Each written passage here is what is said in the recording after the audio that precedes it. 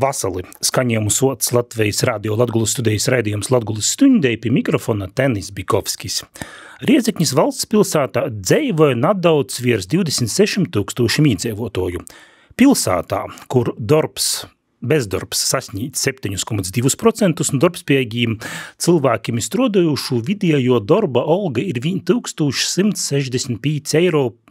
Pirms goda tika atlaista dūmja, ar likumu tika īcelta pagaidu administracija. Īmesls iepriekšējos politiskos varas nespēja sabalansēt budžetu, īstikšanu milzīgūs parodūs, ko pilsēta vairs nespēja pacelt. I pagaidu administracijai tas bija goda laikā līdz nokušom vēlēšanom josakortoja, vai vismaz situācija jostabilizēja, lai pilsētā tā sacātu viss nabankrotātu. Gods pagojas, arī pašvaldību vēlēšanas notikušas. Riezeknīši savu izvēli izdarījuši par labu atkal tam pošam politiskajam spēkam kopā Latvijai, i to vadītojam Aleksandram Bartaševičam, kurīs tika pirms tam atlaists. Bet šodien par to, kas tot pa godu izdevīs pagaidu administracijai, i kaidi secinojumi par otros lielākos Latgulas valsts pilsētas Riezeknis nākotnes attīstības perspektīvam. Sarunā ar jau jāsaka bijušu Riezeknis valsts pilsētas pagaidu administracijas vadītoju Gunu Puci. Lobadīna. Par Riezeknis valsts pilsētas pagaidu administrācijas vadītoju jūsus Guna īcēļa pirms goda, 2024. goda juļa sokumā. Poši esat no Modūnas, ikdīnā strādājot Reigā tīslītu ministrijā, esat strādājis arī Reigas tehniskajā universitātē. Beigos nanožālojat, ka pirms goda pīkratat uzaņemtīs itū darbu ite Riezeknī? Nenožēloju nevienu brīdi.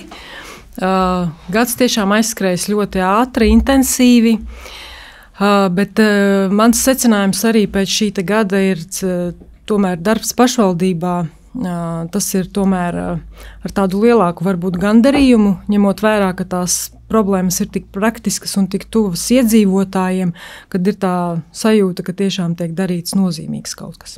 Bet pilsēta Riezekņa kopumā, kādu iespēju jūs atstāja šo gada laikā? Ļoti labi iespaidu. Man ļoti patīk Riezekne.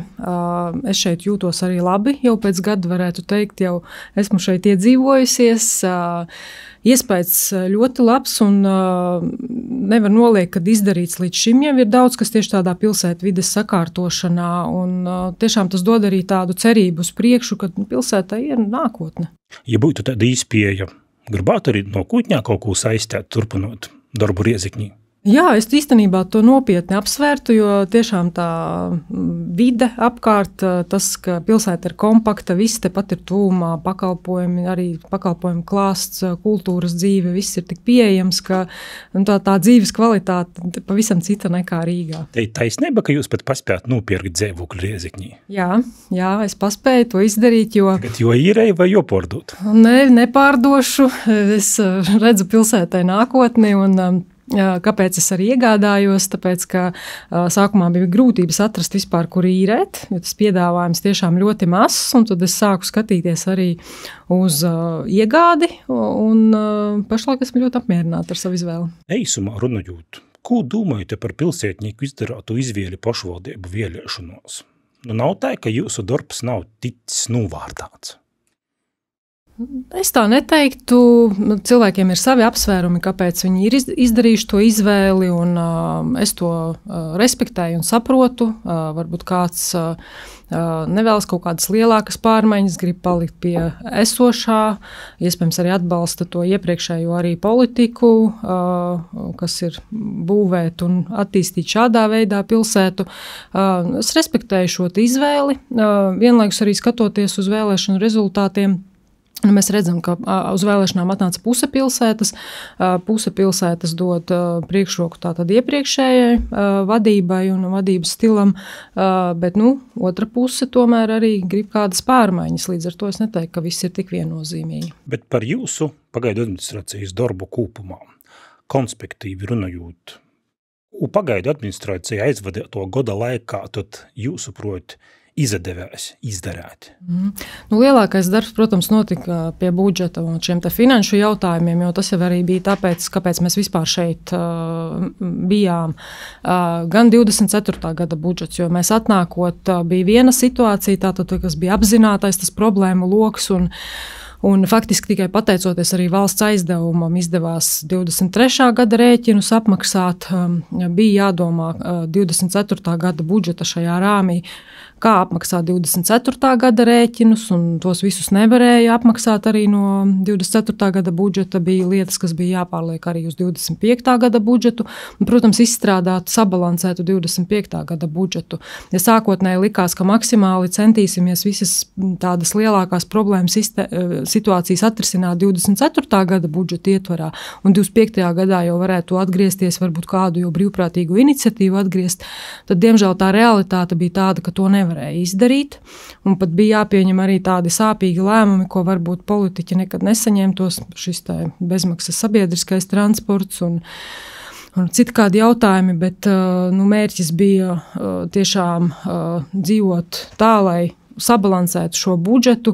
Ir krīzes situācija, daudz nodarbojamies ar krīzes menedžmentu, bet ar tādu domu, kad nāk jau deputāti, kad jau var vairāk domāt arī par pilsētas attīstību, jo ilgstoši atrasties tādā krīzē pašai pilsētai un reģionam nenāk par labu. Jūs tikko secējat, neizdevēs izdarēt, bet vēl kopumā runājot, ko vajadzēja, ko jūs neizdarāt vai nepaspējat izdarēt vēl? Protams, daudz ir tādi ikdienas tādi jautājumi, kas ir saistīti ar pārvaldību. Kopumā uzsākām darbu pie kapitāla sabiedrību pārvaldības jautājumu sakārtošanas, kā pašvaldība vispār pārvalda kapitāla sabiedrības, kā uzrauga, bet tur ir ielikts tāds sistēmisks skats, bet līdz galam tas nav izdarīts. Tad viens no jautājumiem ir bāriņtiesas darbs, kur mūsu ieskatā pareizākais tomēr būtu ar Rēzeknes novadu veidot kopīgu bāriņtiesu.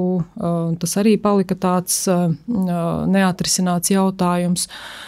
Kas vēl no tādiem lielākiem, jāturpina darbs arī pie šīs te grāmatvedības centralizācijas, tāda faktiski viņa ir izdarīta, bet tur nāk jau nākamā līmeņa problēmas virspusē, ka tu redzi, ka tās vairākas grāmatvedības saliek kopā, tad tu redzi, cik dažādi visi ir dzīvojuši un ka tur ir daudz, kas vēl darāms pie datu kvalitātes, un tāpat tās ir jāskatās, piemēram, tā pati kultūras un turisma aģentūra, vai tai būtu jāpaliek ar aģentūras statusu, vai būtu tomēr jākļūst par pārvaldu un jāintegrējas šajā kopējā finansējuma plūsmā. Šādi dažādi jautājumi. Par šo visu raidījumā turpinamā sīkāk parunāsim, bet kopumā valsts aizņēmumu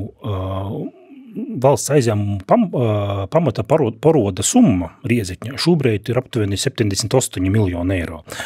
Kopā ar procentu maksājumiem un paroda apkalpošanas summam tīri 115 miljoni eiro.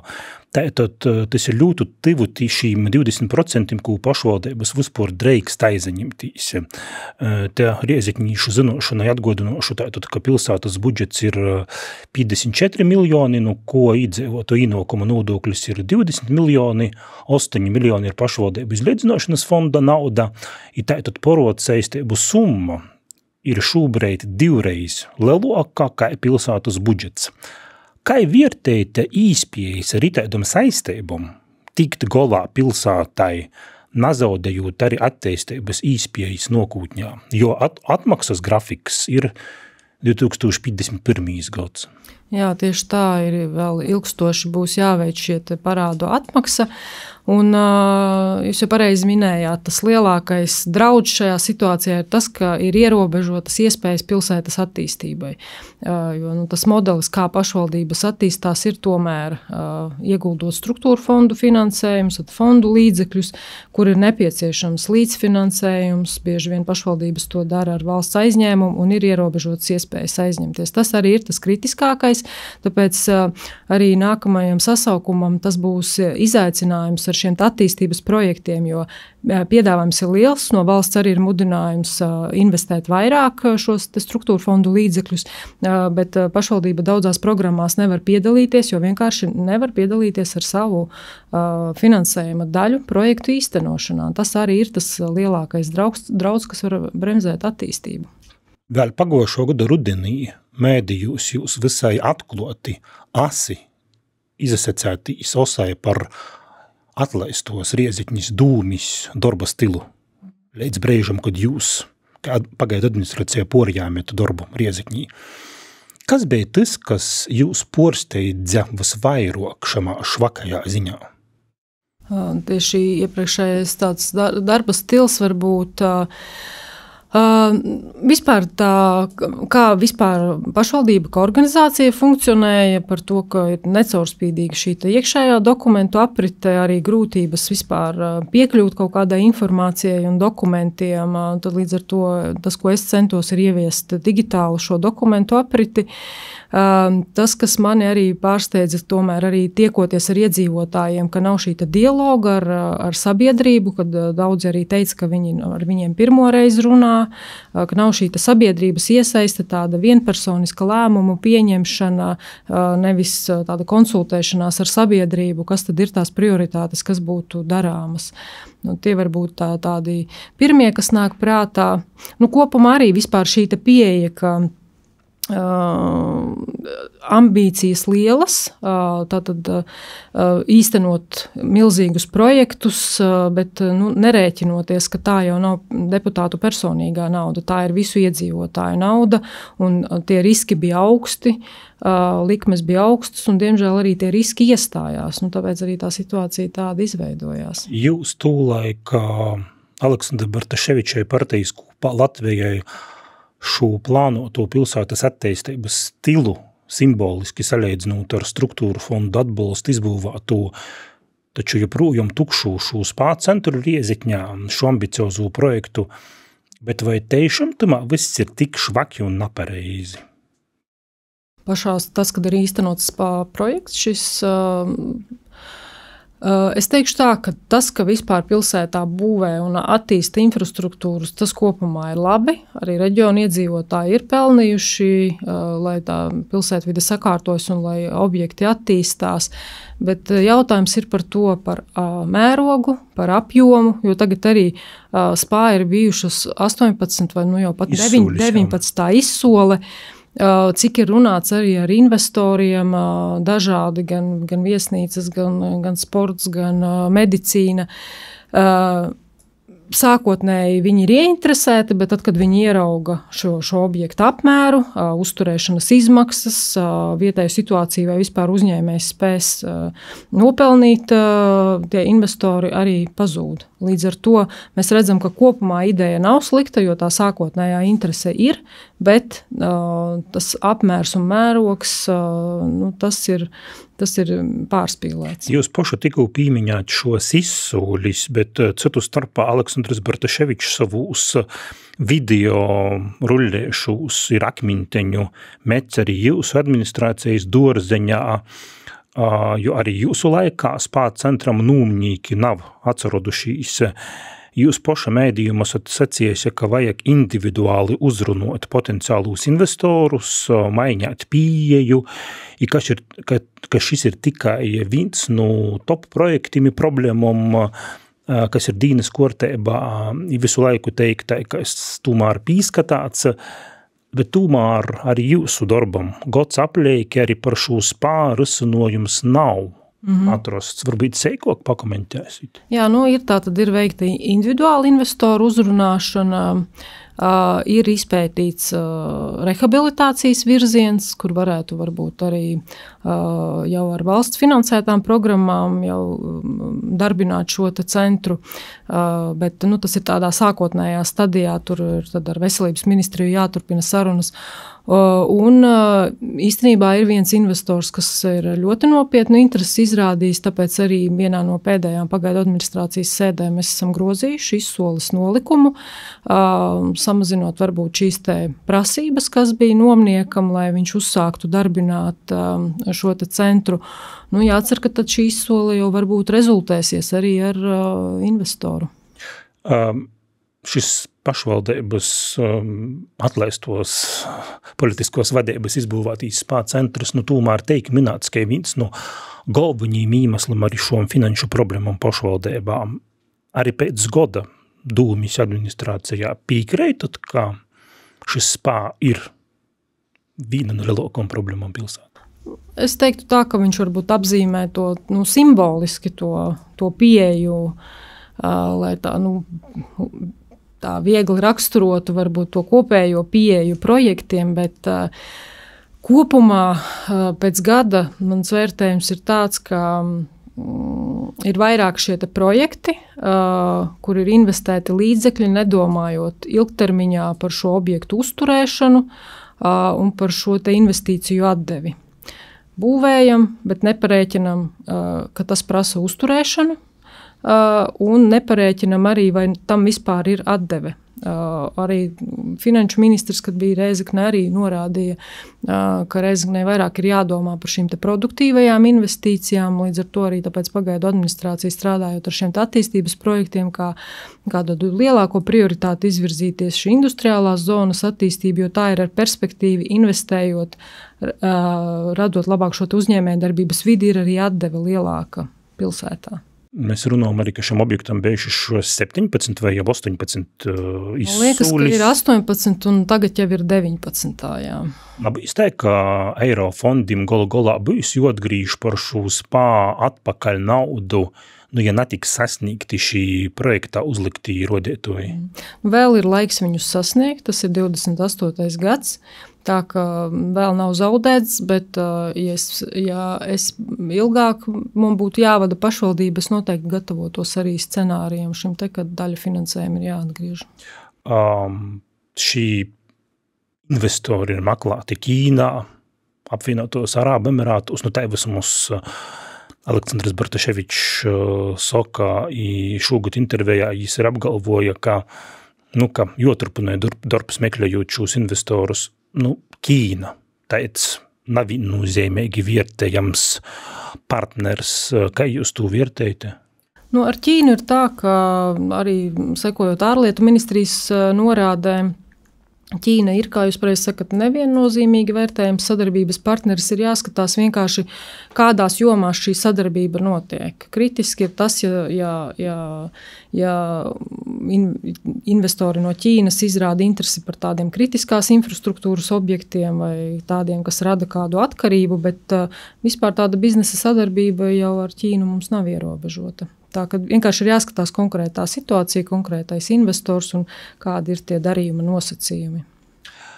Jūs esat sacījis arī intervijos, kā lai kuru projektu jūs administrācija panamtu, vairāk vai mazāk tamā figurēja atlaisto, jau atsagrīzušos Aleksandra Bartaševiča ģimeņas uzņēmums Latgalija.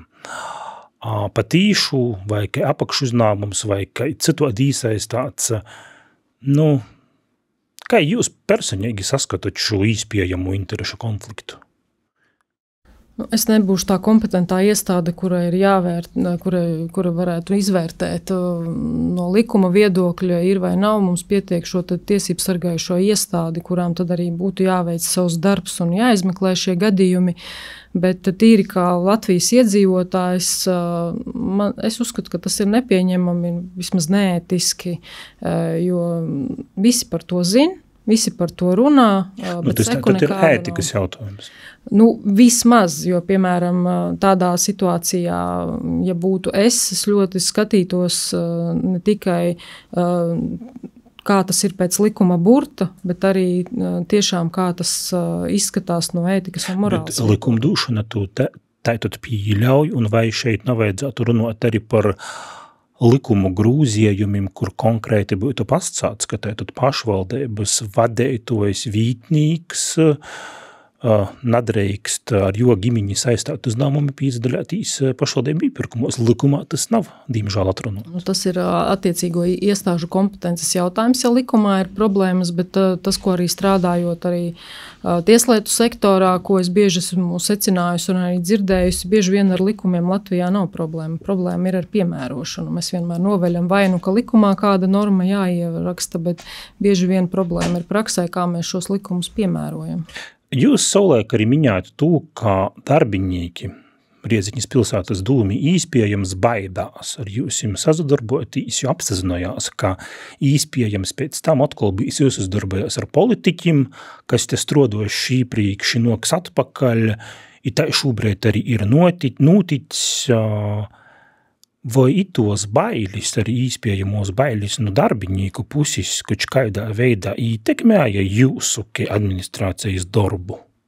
Protams, ka ietekmēja, jo bija tā piesardzība, bija arī tā sajūta brīžiem, ka cilvēki apzinās, ka pagaidu administrācija ir uz laiku, bet viņiem šai pilsētā ir ilgāk jādzīvo un jāstrādā, līdz ar to kaut kur bija jūtama tāda jautājumu novilcināšana, kādas informācijas nesniegšana, jo tā ir ikdienā tā sadarbība tiešām tāda uzteicama un laba mums izveidojās, bet, protams, kad bija momenti, kad man likās, ka var ar daudz lielāku uzrāvienu strādāt, bet tas, diemžēl, tā nenotika. Jūs tātad tikot filozofiski runājot īsvīsti tādā kuģī, kurā ir silcis, jūs jums tātad ar instrumentiem ir šos silcis jolaboja, šī caurumi josacīt, filozofiski runājot, bet bija arī pašvaldības, piemēram, Bolvu novads, kas taupības nolūkūs porgoja, piemēram, uz 4 darba dīnu nedēļu, tādēļ arī kaut ko ītaupūt.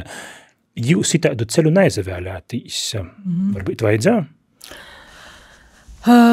Mēs šo jautājumu vērtējām, paturējām arī šo kā vienu no scenārijiem, bet, skatoties tādu plašāku to jautājumu ietekmi, mēs sapratām, ka būtu jāizvairās no šāda lēmuma, jo īstenībā, lai cik varbūt arī tas nepopulāri izklausītos, bet Reizeknas valstspilsētas pašvaldībā darbiniekiem nav tās lielākās algas, un mēs saprotam, ja mēs pārējām uz 4 darba dienu nedēļu, darbs tāpat ir jāizdara par mazāku atalgojumu, mazākā laika sprīdī.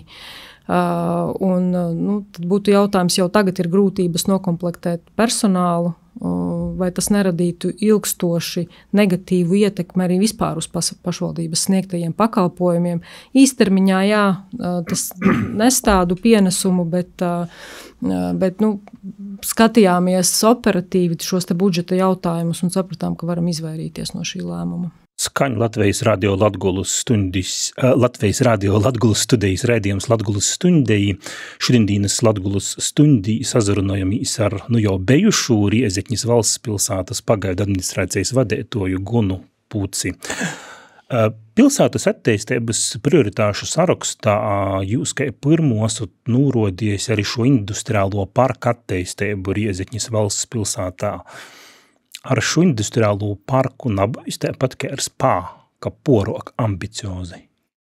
Projekts pašlaik ir koriģēts, jo, protams, ka sākotnēji viņš bija arī izstrādāts diezgan ambiciozs, bet viņš bija paredzēts nedaudz citai programmai, un tagad no struktūra fondiem šis pieejamais līdzfinansējums vienam projektam ir līdz 5 miljoniem.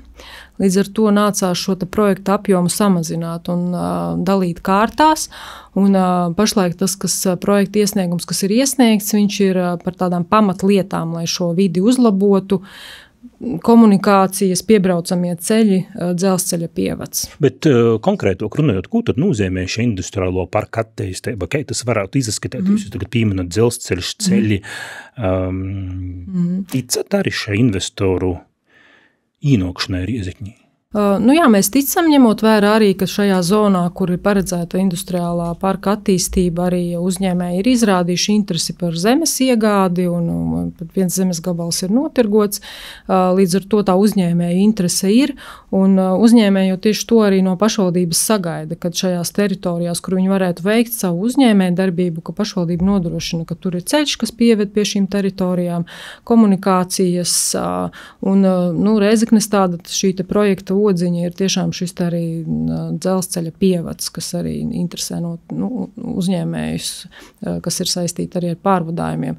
Līdz ar to tā tas izskatītos. Iepriekš projektā bija paredzēts vēl ambiciozāk arī ar ražošanas telpām, angāriem, tad jau cits apjoms, bet ko mēs redzam arī no Rīgas pieredzes, ka īstenībā arī privātais sektors paši var attīstīt šo telpu, būvniecību, ir uzņēmumi, kas tajā specializējās. Jautājums, vai tiešām tur pašvaldībai būtu jāinvestē.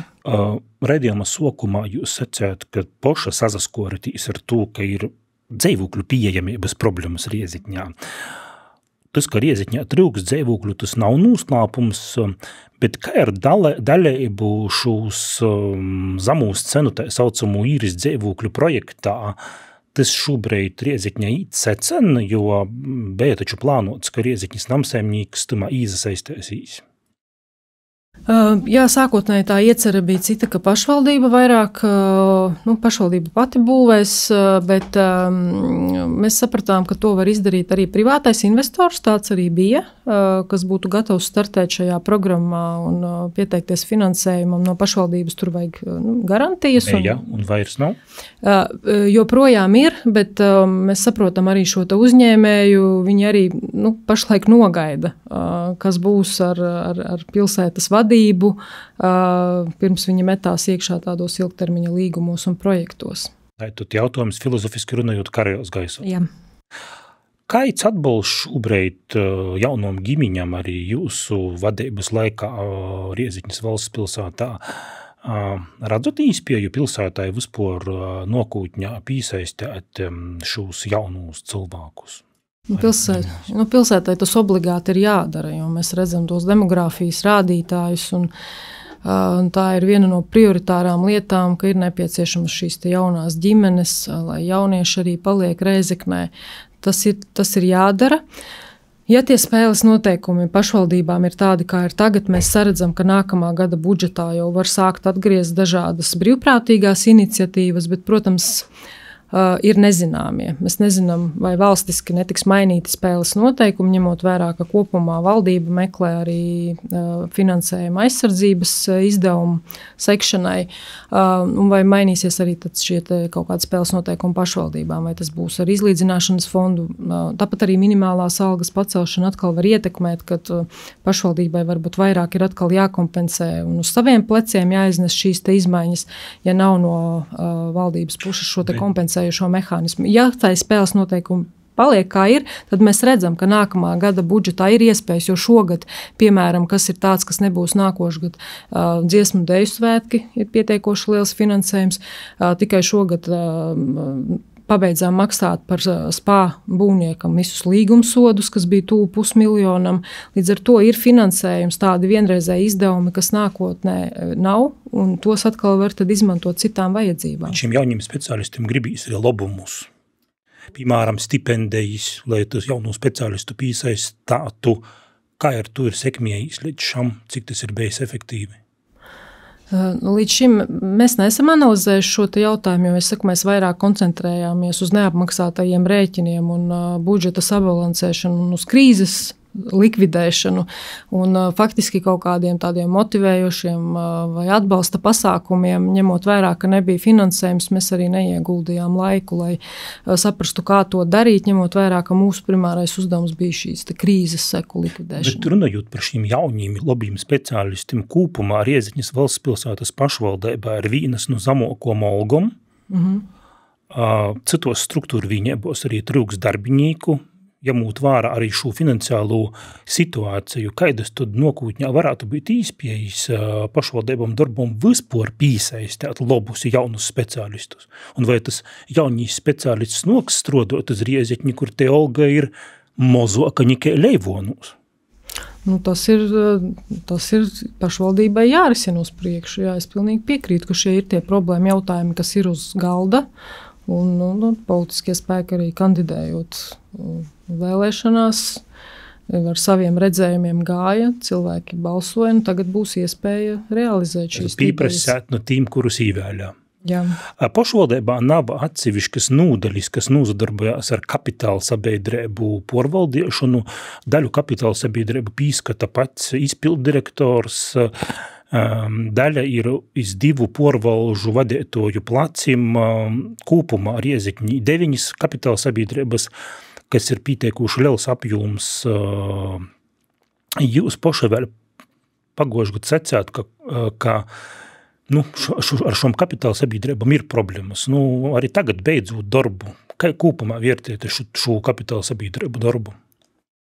Kopumā, ja runā no pašvaldības puses par šiem te pārvaldības jautājumiem, skaidrs, ka tā pieeja ir jāmaina. Mēs esam ielikuši šos sistēmiskos pamatus, ir izveidots izpilddirektora vietnieka amats, kas tikai ar to nodarbotos. Šodien arī noslēdzošajā pagaidu administrācijas sēdē tika apstiprināta kārtība un sistēma, kā tas viss būtu jādara. Līdz ar to ir jākomplektē šis personāls, kas mērķtiecīgi strādā ar šīm te kapitāla sabiedrībām, jo viņas ir pietiekoši daudz, pietiekoši nopietnas, nozīmīgas, sniedz nozīmīgus pakalpojumus iedzīvotājiem, tur jābūt ir nopietnai pieejai.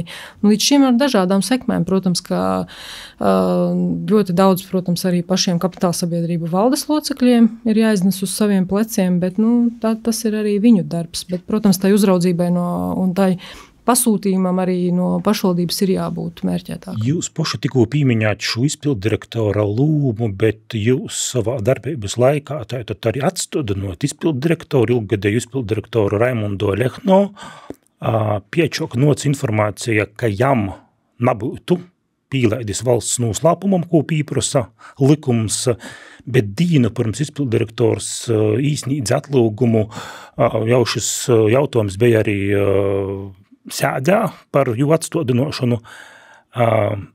Tas notika dēļ to, ka jis zinoja, ka jam nabūs pīlaidis. Kas tie eisti notika? Jo ļoti aizdomīgi bija, ka ir jo atlūgums tīšatumā pošā dīnā, kad jau jūs lemjat par jū atstodinošanu? Tur jājautā pašam Lehno kungam par to motivāciju, jo, protams, mēs saņēmām arī šo te vēstuli no Valsts drošības dienesta par to, ka šī te pielaide nav. Bet, kā mēs sapratām no Valsts drošības dienesta vēstules, tas lēmums jau ir bijis jau iepriekš. Bet Valsts drošības dienests jūs iemeslu nepaskaidro? Nē, vienkārši, ka nav jo pašu lēmumu saņem persona, viņa tātad zina par ko un kāpēc, lai noteikti var arī tālāk apstrīdēt. Mums tikai vēlāk paziņoja par šo te faktu, kad nav piešķirta pielaide. Tur tā sakrita tie apstākļi, bet, protams, mums jau iepriekš mēs jau atstādinājām, manuprāt, septembrī Lehno kungu, un tas bija saistīts arī ar kapitāla sabiedrību pārvaldību, arī nevēlēšanos risināt šo jautājumu ar siltumtīkliem, kad izskanēja jau publiski šī informācija par braucienu uz Prāgu darbinieku. Tad līdz ar to jau mēs jau ilgstošāk bijām tādā. Šis skaļoķīs gadījums, šis Riezikņas siltumteiklu braucīns, darbinīka braucīns uz Prāgu, tādi notikumi vispār var notikt nepamanāti. Jūs, kā administrācija, nezinot. Nē, mēs nezinājām, tie tādi arī daudz, kur ir tomēr arī pašas valdes atbildība. Un tādās detaļās jau varbūt pašvaldība neiet iekšā, jo ne visi lēmumi ir jāskaņo ar pašvaldību. Lielākas summas, lielāki līgumi, lielāki darījumi ir jāskaņo ar pašvaldību, bet ne pilnīgi viss.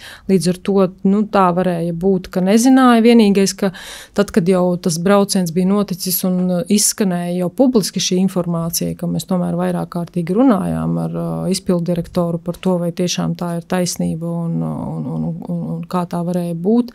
Līdz ar to, kad tajā brīdī nerisināt šo situāciju, ņemot vērā, kad jau ir tādi jau reputācijas riski un krīze, un plus vēl šis un nerisināt, tas vienkārši viss salikās viens pie otra, kas noveda pie šī lēma par atstādināšanu. Bet šis audits, kuru veica neatkarīgi auditori arī no Reigas juristi, mēs Latvijas radio žurnālisti esam jau lasījuši, rakstāts, ka Oļehnova kungs nevarēja nazinot. Piekrītot?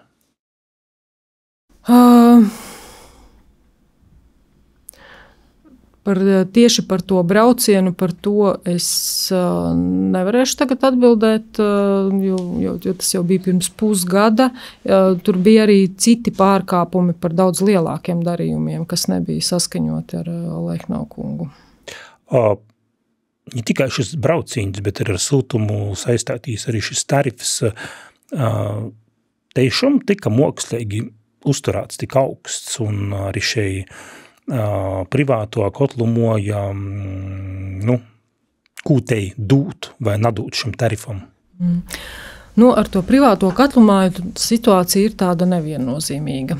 Tagad, kad ir bijusi silta ziema, visi saka, ka viss ir slikti, jo tāpēc, ka tiešām pašlaik ir regulātorā iesniegts samazināts tarifs, kā pēc pašas siltumtīklu valdes teiktā, tas varētu būt pat 74 eiro, bet regulātors nesaskaņo tieši dēļ tās situācijas, kāds ir šis līgums pašlaik ar privāto katlumoju. Ja būtu bijusi augsta ziema, citi vēl kaut kādi faktori ar izēvielu cenām, tad visi būtu priecīgi, kad ir šī privātā katlumoja, jo skaidrs, ka pilsētas katlumoja nespēja saražot to pietiekamo siltuma apjomu, nepieslēdzot gāzes apkuri, gāzes katlu. Tur ir tāds neviennozīmīgi vērtējums šis līgums, un tas, ka, protams, ir uz 10 gadiem šīs saistības uzņemtas ar noteiktu apjomu, kas ir pašvaldībai jāiepērk, un tad ir konceptuāls domstarpības ar regulātoru par likuma normu interpretāciju, kā viņas vērtēt šajā brīdī, kad varbūt tas siltuma apjoms nav tik liels nepieciešams, bet nākamajā ziemā, iespējams, viņš atkal būs nepieciešams, tad atkal citādāk skatīsies. Bet Rieziķis siltumtīklu vadītājs Aldis Mežals tika Aleksandra Bartaševiča laika atlaists tīši par šīm tarifim. Jūsu vadībā jis atkal tika pieņemts atpakaļ, un burtiski tagad dažas dienas pirms pie pilsētas vadības grūžam atkal noks Aleksandrs Bartaševičs, šis ir pats īsnīts atlūgumu. Izstostiet varbūt klausētojiem, cik jūs zinat, kas tur īsti notiek? Bija tā, ka faktiski, kad tika atstādināta iepriekšējā valde, tad, protams, tās visas darbības veids kapitāldaļu turētājs, kas ir izpildirektora pienākumu izpildītājs. Tas priekšlikums par Mežalu kungu nāca no izpildirektora pienākumu izpildītāja. Tajā brīdī mēs arī paskatījāmies tos dokumentus, kāpēc viņš tika iepriekš atlaists. Tur nebija tik viennozīmīgi tas vērtējums, tur publiskā komunikācija ir par siltuma tarifiem, bet tie auditi un tie dokumenti, kas tika gatavoti, bija, manuprāt, par citām tēmām, par iekšējiem jautājumiem, par personālu vadību.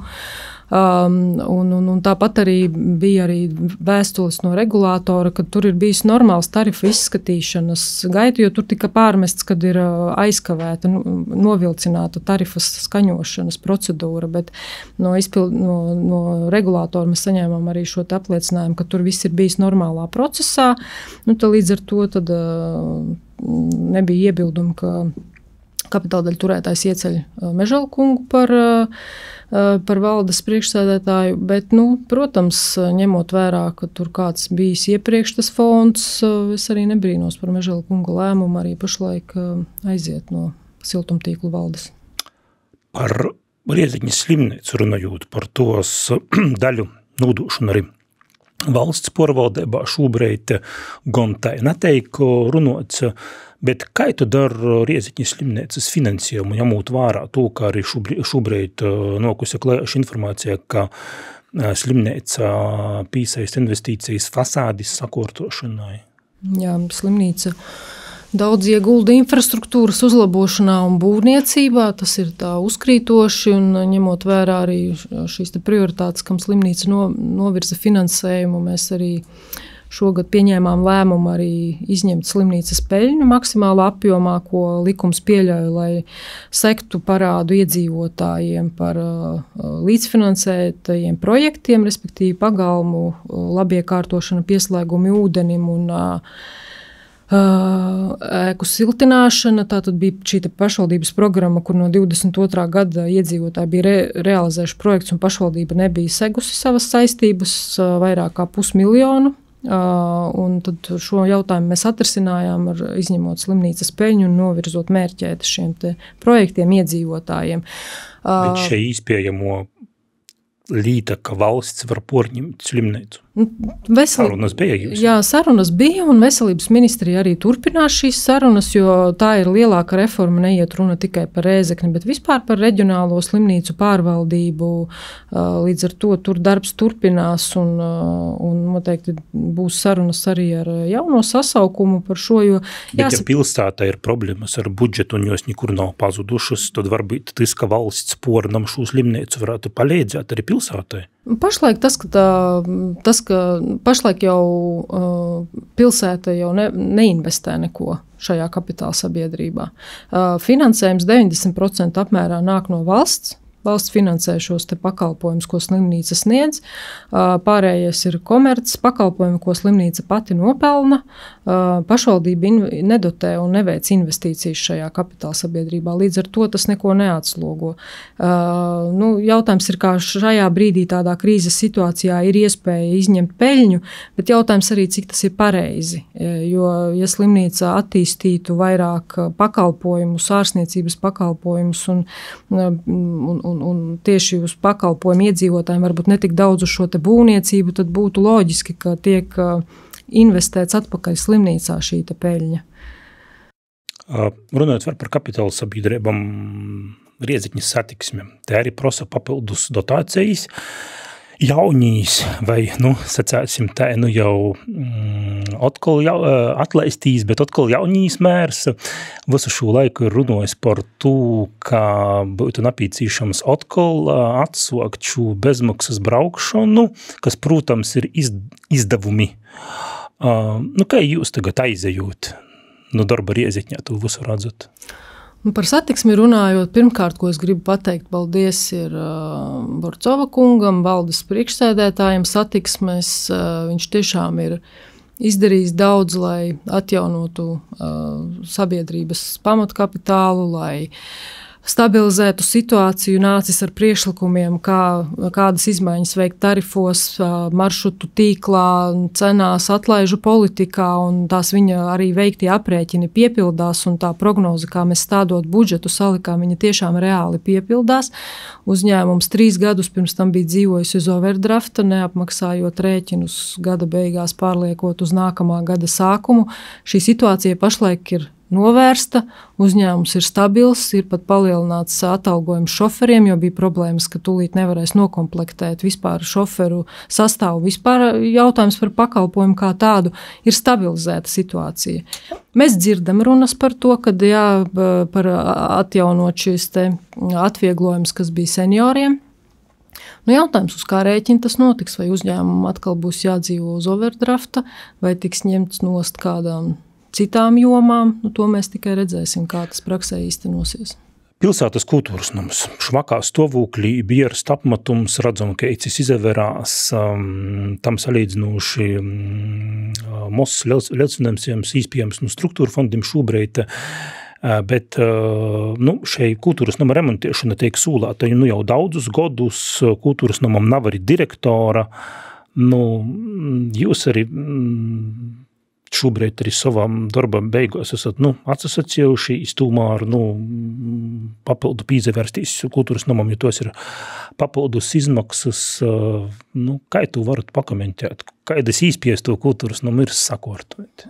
Protams, vienkārši ir jāskatās citas finansējuma programmas, jo kultūras nams noteikti ir pelnījis pienācīgu, atbilstošu cieņpilnu renovāciju, jo tas, kā pašvaldība pašlaik bija šo projektu sagatavojusi, pieteikusies energoefektivitātes tādā fondā, un pēc būtības šis fonda finansējums sektu tikai iekšējo sienu siltināšanu, jo tas ir kultūras piemineklis un no ārpuses to nedrīkst siltināt.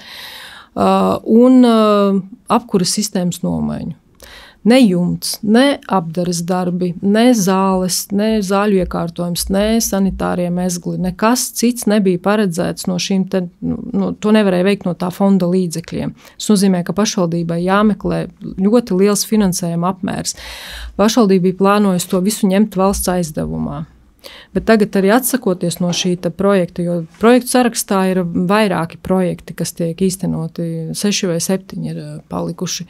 Un tagad nododot šo te saistību un projektu portfeli, Rēzeknes parādsaistības ir 17%, kas nozīmē, ka varēs aizņemties augstākas prioritātes projektiem. Bet tas nenozīmē, ka pati tā ideja par kultūras nama renovāciju, ka viņa būtu nepareiza, vienkārši ir jābūt citai pieejai. Citi fondi, citas programmas, un lai ir vairāk šīs attiecināmās izmaksas no šiem struktūra fondiem. Ne tikai kultūras nams, bet arī tilts uz Zīmeļu rēnu, jeb šis saucamīs viedukts arī švakā stāvoklī. Kādas jūs redzat tos nokūtņus īspējas arī tiltam? Primāri par vieduktu, tas ir drošs braucējiem, inspekcijas tiek veiktas un tādā ziņā kritiska situācija nav. Tas, kas, protams, vizuāli šī kustība gājējiem, kur notiek, ka šīs daļas krīt nost un tas, protams, pievērš šo te uzmanību jautājumam, bet nākotnē es skatītos un tomēr turpinātu sarunas ar šajās te fondu programmās un arī aizsardzības ministriju par duālā pielietojumu infrastruktūru, jo es domāju, ka arī fondos arī ik pa laikam šīs te pārdales notiek un iespējas to realizēt ir. Atkal jautājums par to, ko pašvaldība izvēlēsies kā prioritātes, kuros projektos investēt. Daudzos pašvaldībos gan politisko vara atsasecējās no īlu nosaukumiem, kuri saistāti ar agresoru valsti. Dēļ ko jūs naporsaucat Moskavas īlu? Jūs jums tāda īspēja beja, un arī ministra Bērziņa, jau bejušo ministra Varam Bērziņa, kas arī sēdēja šeit studijā, sacīja, ka jūs jums ir tādas īspējas to darāt. Ko jūs nūzabījotēs? Dēļ kam jūs nācasacētēs no agresoru valsts nosaukumiem Riezekņī? Jā, tas arī bija tāds sarežģīts lēmums, vai mums kā pagaidu administrācijai ir tās tādas tiesības to darīt, jo šauri juridiski skatoties, protams, tādas tiesības ir visas tās pašas, kas domēji, bet mēs tomēr izlēmām, ka mēs šo jautājumu neaiztiksim, ņemot vērā, ka tomēr pagaidu administrācija tas ir ar mērķētu uzdevumu. Tad jūs uzskatāt, ka šis ir politisks? Tas ir politisks lēmums, un tas ir pirmām kārtām, un otrām kārtām tāpat jau tā situācija pietiekoši nokaitēta, un te ir tā prātīgi tas jautājums arī jāiznes. Šī politiķi, kuri otkol ir īvālāti Riezekņī, nav spējīgi to darēt, jo pošam natīši reizēm ir simpatizējusi agresoru valsts. Jā, bet tad ir jautājums arī par kopējo šo te regulējumu rāmi, jo pašlaik tas nemaz nav tik skaidrs, un tāpēc līdz šim arī šie te politiskie lēmumi netika pielemti. Ja ir kaut kādas atsevišķas vietas Latvijā, kur šo jautājumu nevar atrisināt, es uzskatu, ka ir vienkārši skaidrāk šis te normatīvais regulējums. Ejot uz mūsu sarunas noslēgumu, pilsētā šobrīd turpinājās šis stabilizācijas process. Izskaidrojiet vēl klausētojiem, ko tas īsti nozīmē, kādas tad būs tos nokūtņas īspējas, ko šobrīd arī ministrijas darās, ka jūs uzraudzās tū, lai atkal pilsēta nebūtu tādos problēmos, kādos bija. Jā, Rēzeknes pilsēta ir stabilizācijas procesā, bet jāsaprot, ka Rēzeknē ir tādi paši nosacījumi kā visām citām pašvaldībām. Vienīgais, kas stabilizācijas procesā, ar ko ir īpaši, ir, kad ir regulāri jāatskaitās vai nav kavēti rēķini, kavēti maksājumi, ir noteikti konta limiti, lai sekotu līdzi, lai pašvaldība nepārtērē kādos mēnešos, vienkārši tai plūsmai sekotu līdzi. Un attīstības projekti ir jāskaņo vienkārši demonstrējot, kā tad šie projekti tiks finansēti ilgtermiņā. Tad līdz ar to tāda kontrole saglabājas kaut kādos punktos, bet tā retorika arī par to, ka valsts kaut ko neļauj darīt vai ka Rēzeknē ir kādi īpaši noteikumi, tā nav taisnība. Rēzeknē ir tādi paši nosacījumi kā visām citām pašvaldībām, vienkārši pašlaik ņemot vērā, ka bija šī parādu krīze, ir jādemonstrē, ka ir atbildīga pieeja finansēm. Viss. Jūs ir te porlīcēba, ka šūbreit beidzot šo darbu Riezekņā, ka ministrejas, ka Reigas īstodis pīteikūši uzraudzās situāciju Riezekņā, lai turpinotu šo jūsu īsoktu darbu, lai nebūtu tā, ka jūs atnocat uz godu šeit problēmas risinot, bet šeit gāze grīdā politika atsasoksīs. Jāsaprot arī, ka pašvaldības ir diezgan autonomas. Protams, te jautājums par to kontroli. Valsts īpašāk neiejauksies, bet vienkārši skatīsies līdzi, kā jau es minēju, šajos noteiktos punktos par finanšu disciplīnu. Bet iedzīvotāji ir devuši mandātu, līdz ar to politiķi realizēs savas programmas. Tas ir viss, ko es varu nokomentēt. Un pats pēdējīs, kāds tad jūsu vēlējums, aicinājums gan riezekņīšiem, gan politiķiem, kur ir ievēlēti tagad jūsu vītā? Jā, politiķiem noteikti, lai ir lielas ambīcijas, jo tas ir ļoti labi, bet šoreiz varbūt ar tādu arī finanšu disciplīnu līdzi, apzinoties, ka tomēr tie lēmumi tiek pieņemti par publisko finansējumu un skatīties tomēr to ilgtermiņu, nevis tikai īstermiņa kādas ieguvumus, tad līdz ar to, lai ir ambīcijas, bet arī prātīgi. Rēzekniešiem es novēlu vairāk arī iesaistīties pašvaldības darbā, jo ir iespējas, ir komisijas, tagad bija pieņemts lēmums par iedzīvotāju padomu izveidi, es ceru, ka tas neapstāsies. Iedzīvotājiem arī aktīvāk ir jāiesaistās un nevar būt šāda te nostāja, kad tas uz mani neattiecās, tie politiķi, lai tur darbojās, un es tajā negribu iesaistīties ar tādu attieksmi. Mēs arī dodam tādu mandātu un varbūt saņemam rezultātu, ko mēs nemaz kā iedzīvotāji nevēlamies. Paldies, ka atradot laiku, arī atnākt uz Latgulas stundi, atkārtoti, gan darba sākumā, bejot, gan tagad darba beigos. Paldies arī par darbu, ko darāt Riezekņas valsts pilsētas labā. Šodien Latgulas stundī jau bejušo Riezekņas valsts pilsētas pagaidu administrācijas vadītāja Guna Puca. Paldies par sarunu. Paldies.